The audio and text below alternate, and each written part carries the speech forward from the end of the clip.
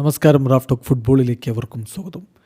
അൽ Hilal Manchester സിറ്റിയെ തോൽപ്പിക്കുമ്പോൾ കൈയടിക്കേണ്ടത് Simon ഇൻസാഗിക്കാണ്. അദ്ദേഹം മികച്ച രൂപത്തിൽ ടാക്ടിക്സ് അങ്ങ് മാറ്റി എതിരാളികൾക്ക് പണി കൊടുത്തു. കളിക്ക് ശേഷം അദ്ദേഹം പറയുന്നുണ്ട്, ഇന്നലെ ട്രെയിനിങ് സെഷനിലാണ് ഞങ്ങൾ ഇതനുസരിച്ചുള്ള ടാക്ടിക്സ് തയ്യാറാക്കിയത്. അവരുടെ ഫോർമേഷൻ തന്നെ അത് വളരെ വ്യക്തമായിരുന്നു. എതിരാളികൾ പഠിച്ചുണ്ടാക്കിയിട്ടുള്ളൊരു ഫോർമേഷനാണ് എന്ന്. എന്നാൽ അദ്ദേഹം വജ്രായുധങ്ങളായി ഉപയോഗിച്ച ചില ബ്രസീലുകാരുണ്ട്. അവരൊക്കെ സക്സസ്ഫുൾ ആയിട്ടുള്ള പെർഫോമൻസ് നടത്തുകയും ചെയ്തു. ആദ്യ 11 മുന്നേറ്റങ്ങൾ നയിക്കാനുണ്ടായിരുന്ന ബ്രസീലുകാരൻ മാർക്കസ് ലിയനാർഡോ ആയിരുന്നു. ഒപ്പം മറ്റൊരു ബ്രസീലുകാരൻ മാൽക്കം ഉണ്ടായിരുന്നു. ഡിഫൻസിലാവട്ടെ റെനൽ ലോദി ഉണ്ടായിരുന്നു. മിന്നും പ്രകടനമാണ് ഇവർ നടത്തിയതെന്നത് പറയാതെ വയ്യ. ലിയനാർഡോയുടെ ഗോളിലാണ് 46-ാമത്തെ മിനിറ്റിൽ അൽ ഹിലാൽ തങ്ങളുടെ ആദ്യ ഗോൾ കണ്ടെത്തുന്നത്. മാൽക്കമാണ് 52-ാമത്തെ മിനിറ്റിൽ അവരുടെ അടുത്ത ഗോൾ കണ്ടെത്തുന്നത്.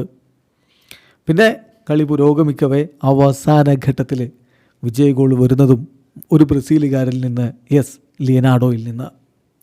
മാൽക്കമിൻ്റെ കാര്യം നമ്മൾ പറയണം. അദ്ദേഹം 52-ാമത്തെ മിനിറ്റിൽ ഗോളടിച്ചല്ലോ. തൊട്ടു പിന്നാലെ അദ്ദേഹം പരിക്കേറ്റ് കളിക്കളം വിട്ടില്ലായിരുന്നെങ്കിൽ ഞാൻ ഉറച്ചു വിശ്വസിക്കുന്നു ഈ കളി എക്സ്ട്രാ ടൈമിലേക്ക് പോകില്ലായിരുന്നു. മാൽക്കമിനെ നഷ്ടപ്പെട്ട ഘട്ടത്തിൽ കളിക്കളത്തിലേക്ക് വിട്ടത് കായോ സെസാറിനെയാണ്.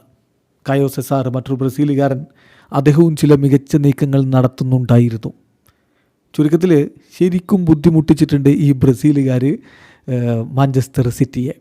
കളിയിൽ ഡിസിസീവായിട്ടുള്ള പെർഫോമൻസ് എന്ന് പറയുമ്പോൾ മാർക്കസ് ലിയനാർഡോ ഇരട്ട ഗോളുകളാണ് നേടിയത്. ഇരട്ട ഗോളുകളും ഒരു കീ പാസും അദ്ദേഹത്തിൽ നിന്നുണ്ടായി. 4 ഷോട്ടുകൾ, 2 ഓൺ ടാർഗറ്റിലേക്ക്, 12 പാസുകളിൽ 11 ലക്ഷ്യത്തിലേക്ക്, 8 ഡ്യുവൽസ് നടത്തിയതിൽ 4 അദ്ദേഹം വിൻ ചെയ്തു.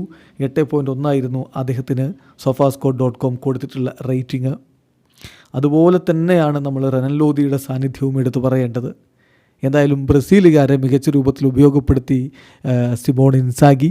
അതിൻ്റെ ഫലം കൂടിയാണ് ഈ വിജയമെന്നത് പറയാതെ വയ്യ.